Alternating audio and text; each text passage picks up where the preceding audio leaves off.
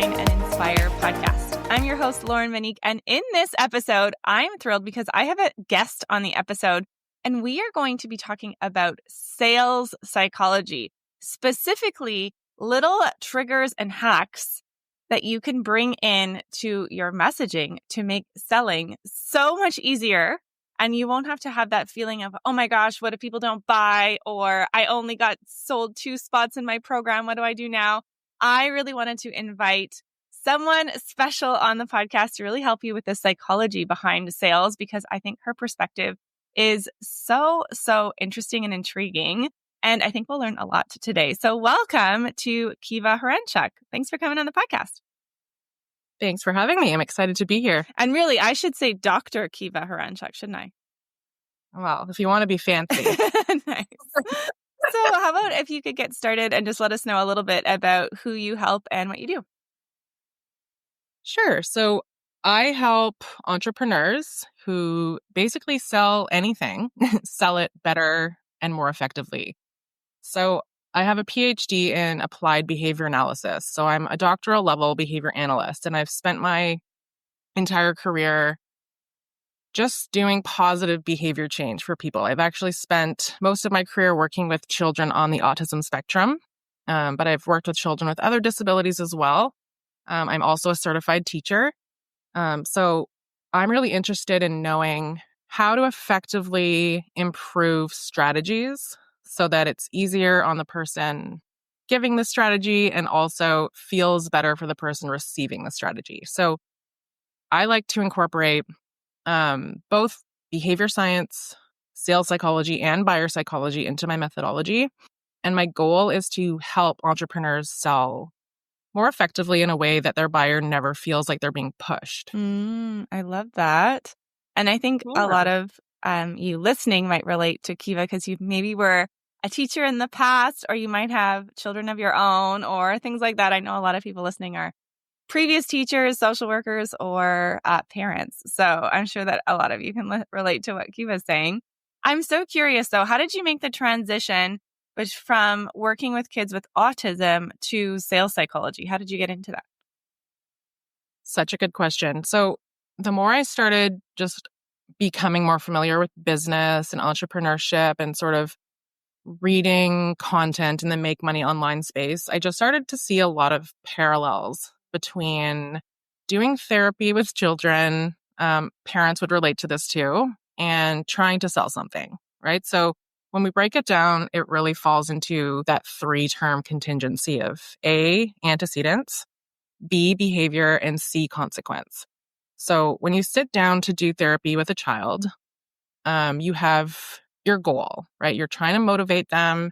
You have your instruction, and then you have the behavior you're hoping that they'll admit.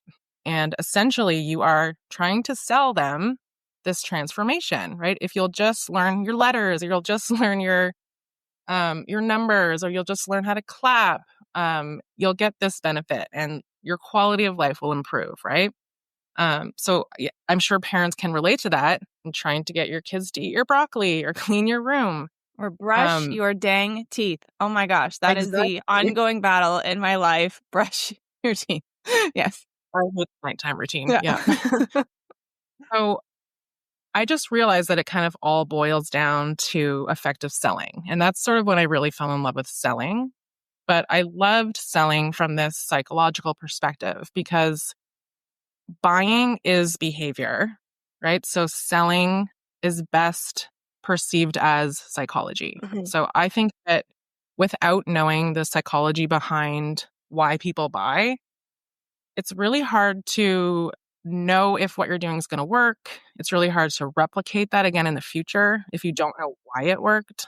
And it's really hard to sell in a way that feels good, right? So I pride myself in being an anti-bro energy sales coach. Mm-hmm.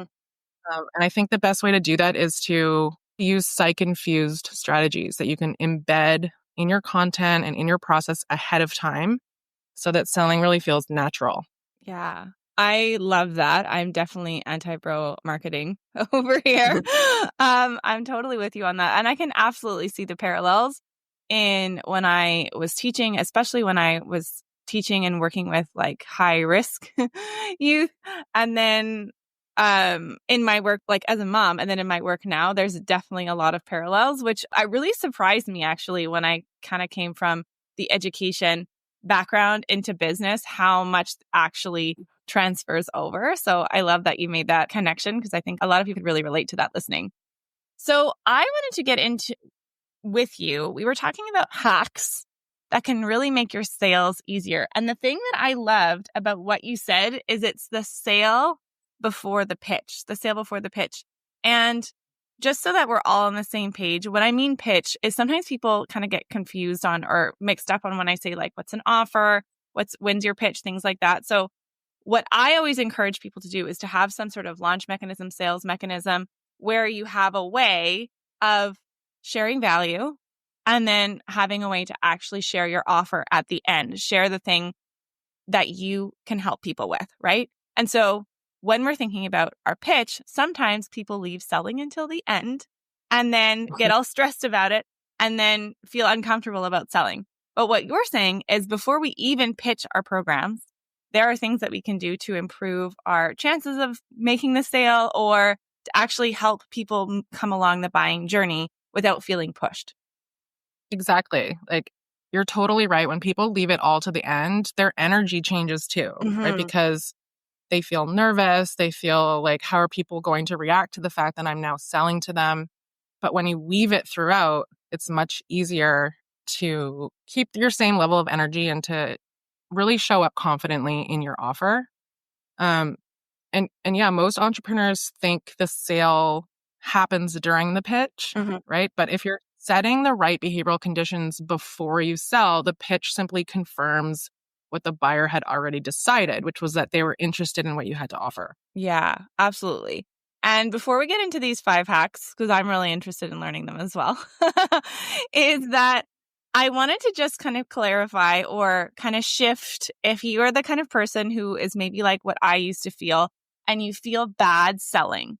Like if you ever feel guilty selling or you feel uncomfortable or you're worried about feeling pushy or that if you really cared, you just do this for free. If any of those things kind of crossed your mind, one thing that really shifted it for me is if you are, you're not watching the video right now likely, but I have these glasses on, right? And I remember a number of years ago, well, when I was 18, actually, I went to the optometrist and they were like, you could probably use glasses. And I'm like, I'm fine. I don't notice anything. I'm good. And then I proceeded to not go to the optometrist for a number of years until I had children, years later, probably over a decade later. And I was like, oh, I should go and get their eyes checked. My husband wears glasses. You never know. We'll go get their eyes checked.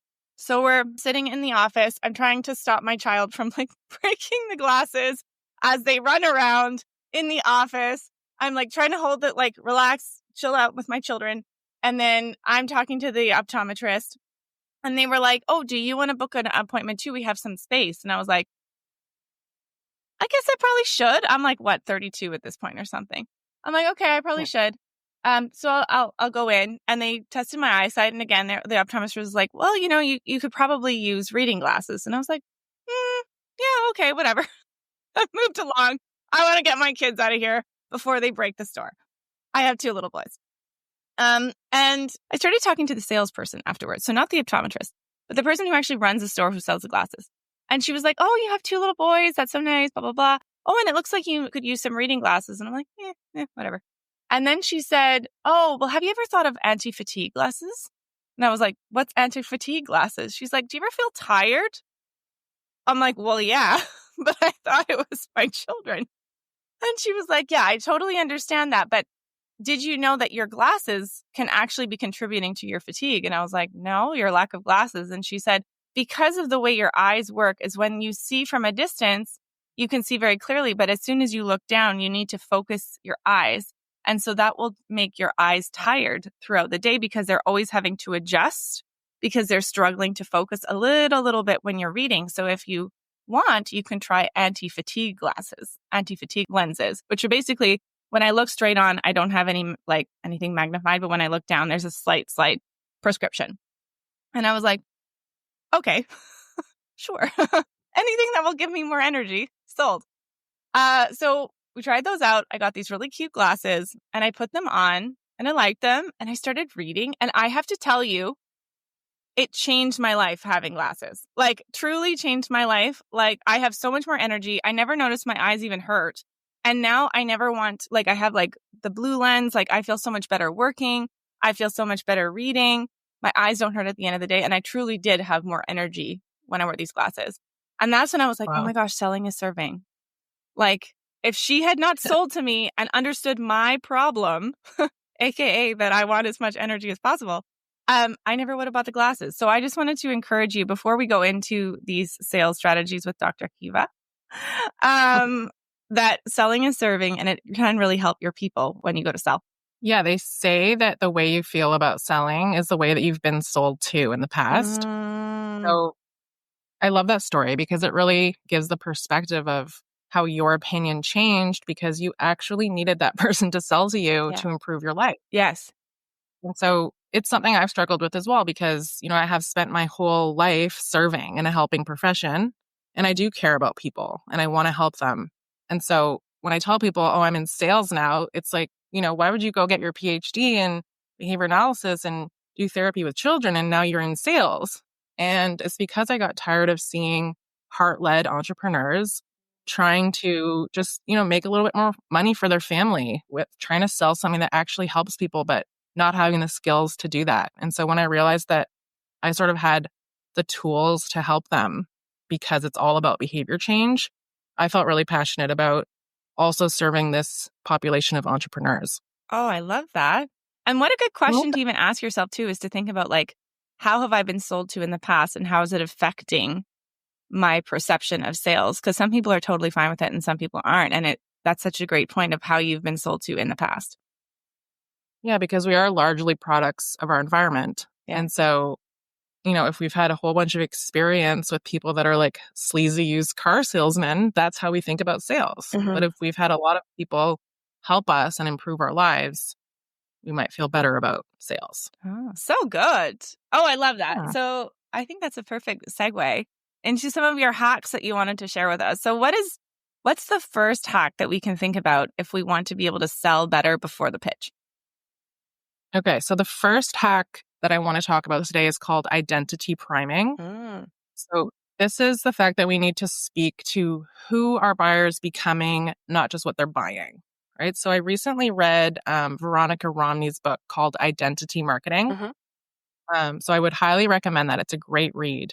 But she conceptualizes this idea or hack as be this, not buy this, right? So we've likely heard this before, but you need to sell the transformation because people don't wake up saying to themselves, oh, I really want to buy a course today. Unless right? you're me. They wake up. Right. Most people don't. Well, you just love to spend money on things if you don't even know what they do for you. Yeah. They wake up feeling an emotional longing for the change that course might get them. Right? You have to flip features into benefits. Right? I once did a course launch, and actually you talked about this in one of your episodes recently, and I really resonated with it, but I tried to fit everything I knew into a course. Yes. Right?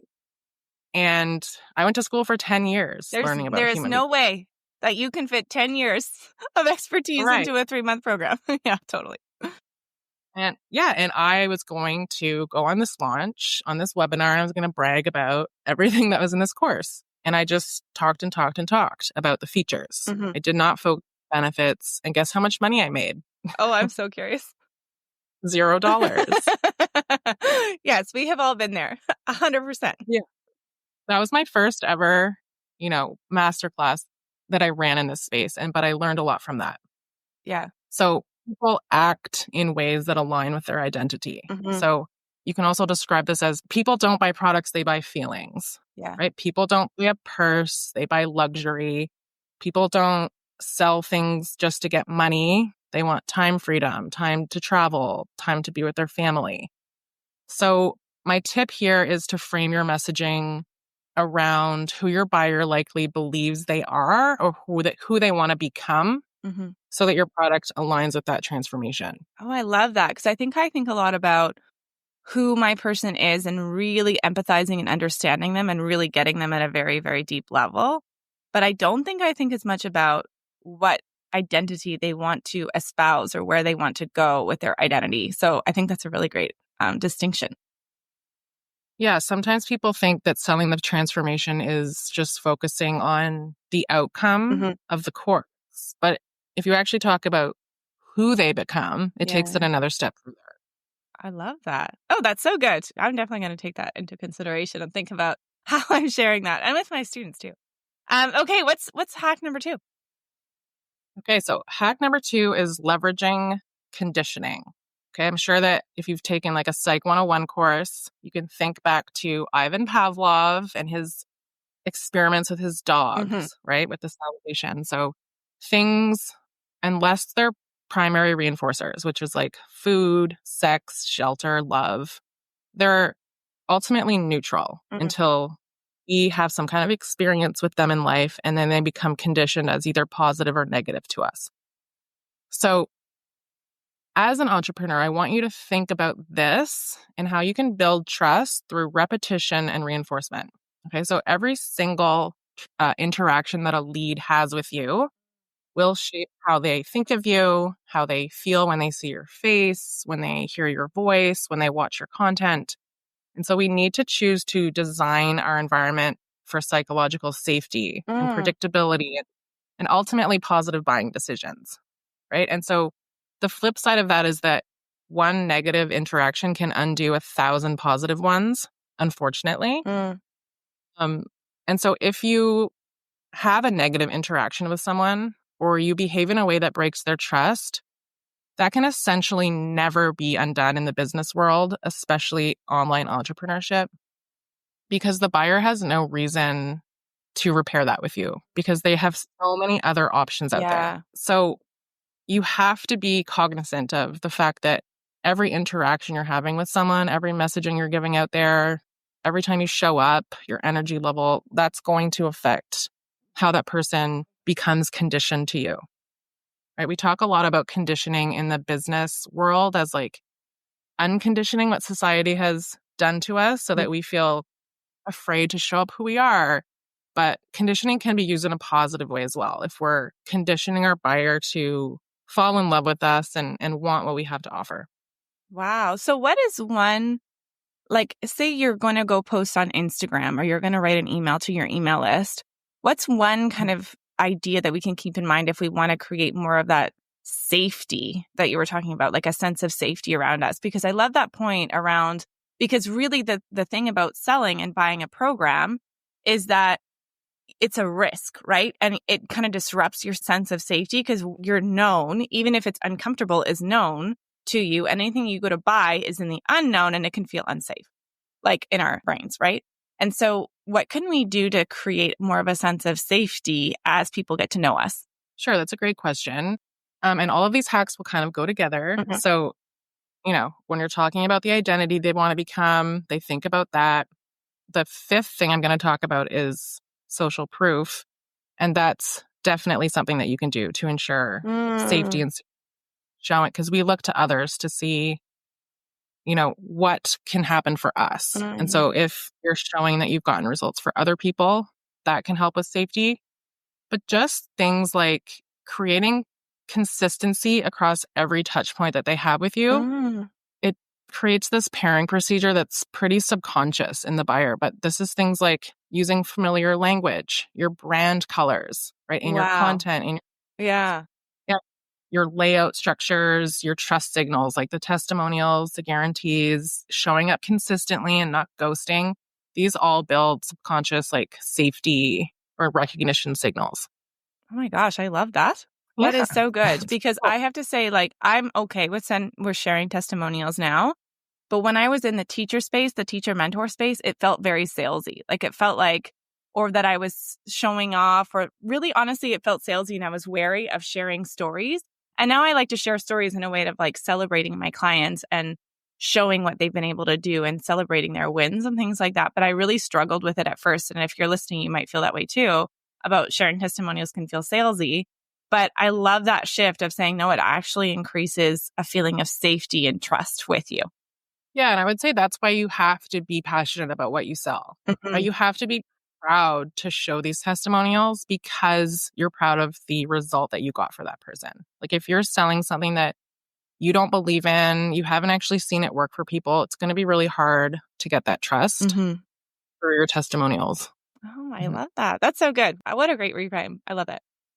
Okay. Hack number 3. What's our next step? Okay, so hack number 3 is shaping through micro decisions. Mm-hmm. So this is about warming up before you sell, right? Selling to a warm audience is a lot easier than selling to a cold audience. And warming up occurs not only through the first 2 things I just spoke about, also, right? Identity priming and conditioning, but also through having your audience engage in micro decisions along the way. Mm-hmm. So this also ties back into what we were talking about with showing up confidently when you do go to that final Mm-hmm. pitch, because people are not surprised and you've sort of warned them along the way about what's coming, Mm-hmm. right? So what you want to do is have people focus, like what they focus on before making a decision shapes how they decide when it comes time to make that decision. So embedding small agreements towards a final larger decision. You can do this in your DM conversations, in your webinars, in your content, in your reels, especially in your stories. Mm-hmm. Um, you're emotionally priming your audience and by having them actively engage and sort of making those decisions a little bit along the way, right? So, for example, you can post a story that includes a poll that may say something like, who agrees that understanding the psychology behind why people buy is essential to making sales? And so people choose, yes, totally, I agree. And so as they move through your content, they're becoming more emotionally aligned and ready and willing to say yes to a larger decision along the way. Oh, that makes so much sense. So one of the things that I teach in my course, Signature Program Design, is about your vehicle. So we don't just Yeah. say, we're not just selling the transformation, but you're getting really clear on what the specific thing is that you do in your program that sets yours apart. And then you're making a case for that vehicle and why that thing is going to help. So if you're a parent, like if you're a parenting coach and you teach self-regulation, if every parent knew that they needed self-regulation to help their child, they wouldn't necessarily need to work with you. So that's an example of a vehicle. Or with mine, signature programs is my vehicle. If you don't think that signature programs are going to get you where you want to go, you're not going to buy it from me, right? And so if you're one of my students, you can think about your vehicle, but if you're not, think about what's the thing that's specific to you and what you do. And what I love about what you said, Kieva, is that if you have an idea of what your vehicle is, you can start to get people agreeing with you that that is the thing that they need, even before, like in your stories. That's so interesting. Exactly. Your messaging should be convincing your audience just always that Mm-hmm. your vehicle is important and that it matters, right? Because when it comes time to purchase something from you, if they haven't already made that decision, saying yes to your offer is going to be much more difficult. I love that because I think about that a lot in my masterclass, but not in my content. So that's a great idea to even think about it in your stories, in your posts, and things like that. Yeah. So, like, my vehicle is psych infused sales strategies. Mm-hmm. So, I make it my goal in my content to show people why that matters and to show them that it's essential for making sales that don't feel pushy. So good. So good. And notice, just pointing out for everyone listening, that you were like, this is the vehicle and this is why it's essential to get the result you want, sales that don't feel pushy. So good. I love it. Yeah. Okay, what's hack number 4? Okay. So, number 4 is choice architecture, specifically choice architecture that supports clarity and simplicity. So, with this, we want to guide our buyer without overwhelming them. So, this is essentially how choices are framed in order to support decision making. Okay, so we want our offer to be simple. We want to have limited choices that guide our buyers toward a clear yes. Mm-hmm. So if you have too many products in your store or too many options for packages or payment plans, buyers experience something that's called choice paralysis. Mm-hmm. So before you confused them, they thought they knew what they wanted, right? But now that they've seen the million options that you have, they no longer know. And so the result is that they will usually do nothing at all. Yeah. For example, instead of just asking, what do you want to do? You can ask, would you like to start with a one-to-one intensive or join our mastermind? So you want to give clear options to create confidence and drive decision-making. But you want to also give more information as to which choice would be best while ensuring that both choices would still be a good option, right? Oh, Because you that's don't want... good. Like both choices are like still within. Like it makes me think of my kids. Like, do you want to do this or do you want to do this? And both of them are like, do you want the red cup or the blue cup when they're freaking out because they wanted, I don't know, milk instead of water or whatever. Like you give them a choice within their, like, these are both good choices for them. Exactly. And providing choice is one of the best tools we have in behavior change. It puts the ownership on the buyer. Yeah. It's up to them, right? We're not forcing, and it's personalized. They get to choose their individual choice based on the bank, but we don't want too many choices because then they'll be confused. So if you're a coach, you might want to say something like, most of my clients who want faster, customized results choose private one-to-one coaching. But if you're someone who loves community support while you grow, the group program could be a great fit. Oh, I love that. Yeah. And then you say, which path feels more aligned to how you want to grow right now, right? Personalized support or community momentum. So you're giving only two choices, but you're also highlighting why they're both good. Yeah. But you're allowing them to align their choice to themselves. I love that because it makes me think too of, like, when we're making decisions, we have so much decision fatigue, right? There's only a certain number of decisions that you can make in a day before you feel exhausted, right? And the more choices people have to make to buy from you, it's like, yes, I want to buy from her, but then it's like, oh my gosh, what option? There's too much. Like, it makes me think of, at one point, I really wanted to buy this protein powder. I really like it. It's this Canadian company. I wanted to buy protein powder, and I was trying not to buy on Amazon. I was trying to buy directly from the company, right? And then Love that. there were all these different flavors of protein powder. And I was like, okay, no, I've tried that before. I know I just want like the plain, because I put in my green smoothies in the morning. I'm like, okay, I want that. And then they're like, what size do you want? I'm like, I don't know. What size do I normally get? The one on Amazon. I'm not sure. And then they were like, oh, if you spend another $20, like you'll be able to get free shipping. I'm like, well, how much is free shipping? Then I had to figure that out. Well, then I need to buy something else. I don't know what else do I buy. And they're like, do you want a subscription? Or do you want... like, I don't know. I just want to buy my protein powder. And there were so many decisions along the way that I was like, forget it. I can't. And then eventually I just bought on Amazon because there were too many choices for me. And I knew, as someone who understands like buying behavior, to a, not in your league, but buying behavior, that's why I was like, I can't. There's too much. And then my kids were whining at me and then I just gave up, right? And so I love your point about making it as simple as possible so that they don't have to go through all those decisions, and you make it easier for people to actually move forward with you. Totally. I love that comparison. And there's actually a couple other things we can do. You can use prompting. Yeah. Right. So we can have, bolded letters or bigger letters for the option that we want people to choose, if there is an option that you want people to choose for some reason. There's also been some research done to show that maybe blue buttons and buttons that are rounded rather than squared lead to higher decision making. Some people will argue that it's actually the contrast between the color of the button and the background that leads to but the way that we design that decision will increase whether people buy as well. So we can also do things like highlighting authentic urgency, right? Or scarcity. So people can sometimes tell if you're making that up, right? Yeah. You only have 2 more days to buy and then cart closes and that's it forever. But there's no reason why that is. Yeah. People are kind of suspicious, right? But if it's like, I'm only accepting 2 coaching clients this month and coaching starts May 1st, you have to buy by Sunday, that's authentic. So that creates a little bit of a prompt as well to make a choice. I love that because I think that's one thing that I don't probably spell out unless I'm talking to people. Like in my emails, I'll say my registration closes on X date. But that's because I know in my head that the first day is starting the way, like the first coaching call is starting a week later, but I probably don't specifically explain it. So I loved your point about making it really explicit. Yeah, I find buyers these days really love as much transparency as you can give them because, people love, I posted something about this the other day. People love saying that buyers are discerning. And I would go as far as to say that they're in full blown distrust mode these days. Yeah, totally. Because there are so many like manipulation tactics out there. There's so many options for, what they could buy or what they can't buy.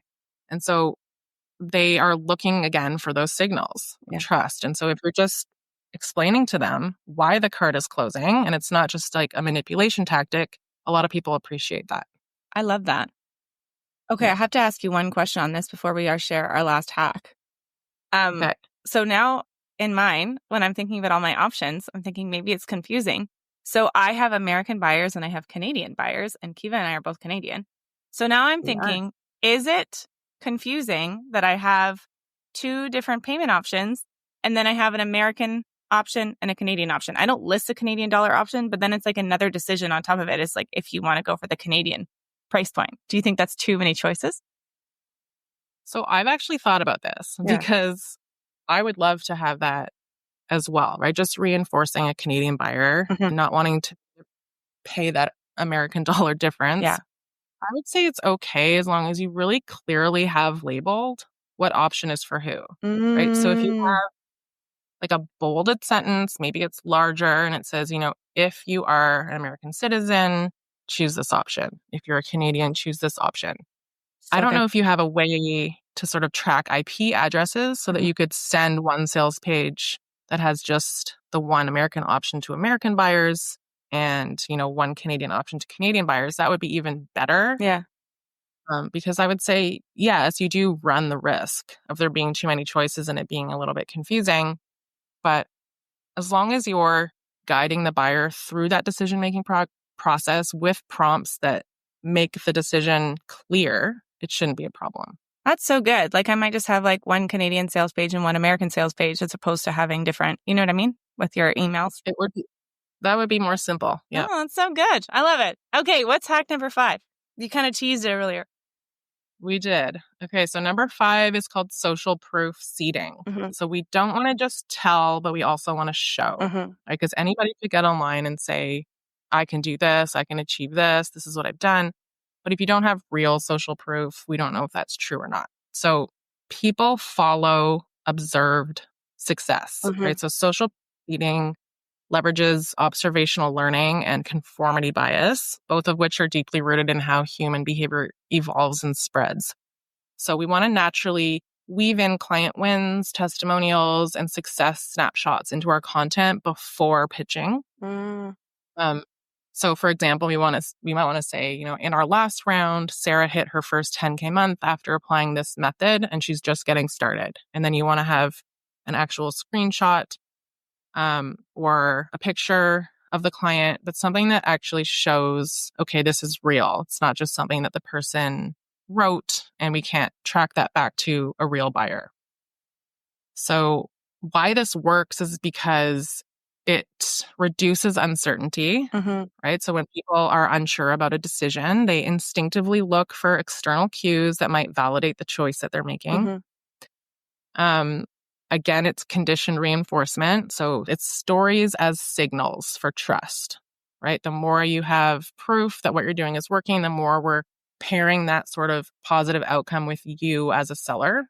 And the bandwagon effect also kicks in here, right?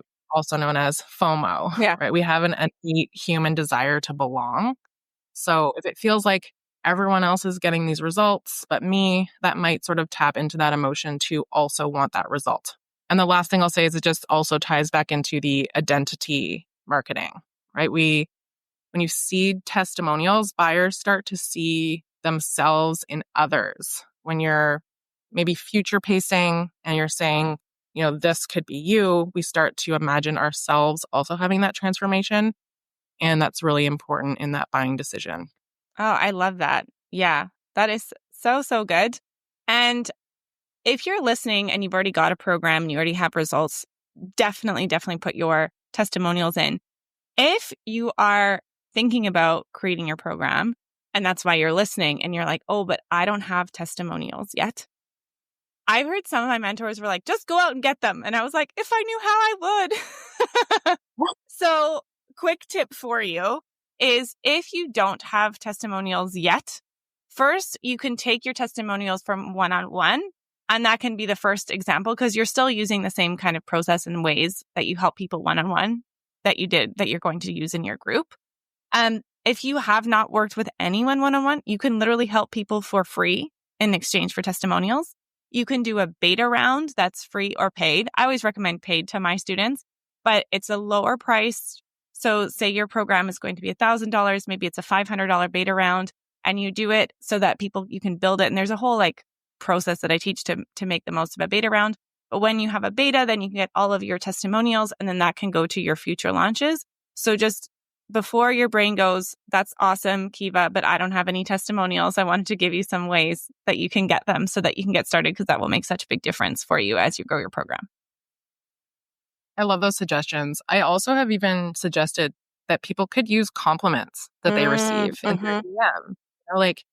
If you've helped someone, like you said, for free, but it wasn't a full beta testing phase, but you've just said, hey, I noticed in your content, if you tweaked this, you might, convert a little better. And they said, wow, Kieva, I tried that tactic and it really worked for me. Thank you. What you're teaching really works. You could take a screenshot of that compliment too. And it does show that your community is getting value from you and that your suggestions are, making a difference. And if ever you're worried about bothering people and you're like, I don't want to ask people if I could share this because I feel like I'm bothering them. And what if they don't like it, or whatever kind of fear you have coming up around getting testimonials, is you can always remember and frame it as you are going to, when you ask someone for a testimonial, it will help other people get the same result. So they are helping other people by sharing that testimonial. So if you have a parent who was able to help their child in a specific way, and you want to ask them that, if you help that parent and see that they will help other moms, they'll help other parents, they will be more inclined to help you because they know they're helping someone else. So that's something to keep in mind if you ever feel like you're bothering people asking for testimonials. I love that. Yeah. Fantastic, Kieva. This was so helpful. So let's do a quick roundup of our 5 hacks. And then I know you have some different resources that people can listen in for if they want to go a little bit further with you. Yeah. So just to summarize, hack number 1 was identity priming. Hack number 2 was leveraging conditioning. We want to build trust through repetition and reinforcement. Number 3 is shaping through micro decisions. Number 4 is choice architecture that helps support clarity and simplicity in your offers. And number 5 is social proof seeding. So I did bundle these all up with some examples and some just, statements on why they work for free in my store. So if you want to have these all together and all the examples that I talked about today, you can go to my Instagram. It's dr.kieva and pick it up for free. Make sure you have the dot in there because surprisingly, there is another Dr. Kieva. And we'll put it in the show notes too, so you can click below and access those freebies. Yeah. Awesome. And I do have my signature course coming out soon. It's called the Buyology Lab. Biology spelled Buyology. And I go really deep into the psychology of the seller and the buyer and product positioning, and also how to create brand ambassadors that are loyal customers who come back for repeat sales. Oh, I love that. It could be good for referrals too. Definitely. Well, thank you so much for coming on the podcast today. It was fantastic to learn from you and hear all your different perspectives and some things I had learned before, but now I know the reasoning behind them. So it feels even lighter to actually use those strategies rather than feeling icky about them. So thank you so much for sharing. That's awesome. Yeah. Thank you for having me. I loved being on. It was my pleasure. So thank you so much. We will be posting all of those notes in our show notes, so you can check out Kieva on Instagram, get that freebie, and I will see you on another episode of the Align and Inspire podcast.